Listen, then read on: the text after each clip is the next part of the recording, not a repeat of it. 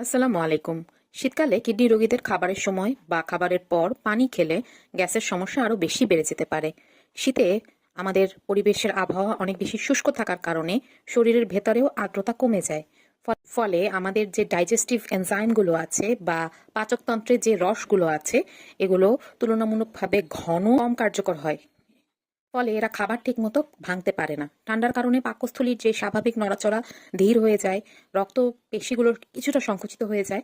ফলে খাবার বেশি সময় পেটে আটকে থাকে এবং যে পেরিস্টালসিস যেটা বা খাবার যে সঠিক উপায়ে নিচে নামার যে পদ্ধতি ধীর হয়ে যায়। শীতে সাধারণত কম পানি পান করা হয়, তাই খাবারের সময় একসাথে বেশি পানি খেলে পাকস্থলী হঠাৎ প্রসারিত হয়ে যায়, পেট ফাঁপা এবং অস্বস্তি বাড়ে।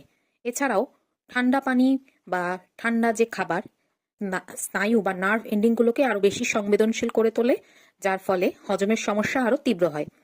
এইসব কারণে শীতকালে কিডনি রোগীদের এই গ্যাসের সমস্যাটা আরো বেশি দেখা যায়। এক্ষেত্রে করণীয় যেটা, এমনিতেই তো পানির যে পরিমাণ এটা রেস্ট্রিক্টেড থাকে। খাবারের 30 মিনিট আগে বা 30 থেকে 45 মিনিট পরে পানি পান করা উচিত। খাবারের সময় খুব বেশি হলে 2 থেকে 3 সিপ পানি পান করা যেতে পারে, এর বেশি নয়। আর পানি একসাথে অনেকগুলো না খেয়ে ধীরে ধীরে চুমুক দিয়ে অল্প অল্প করে পানি খেতে হবে। খুব ঠান্ডা পানি এড়িয়ে চলা উচিত শীতকালে।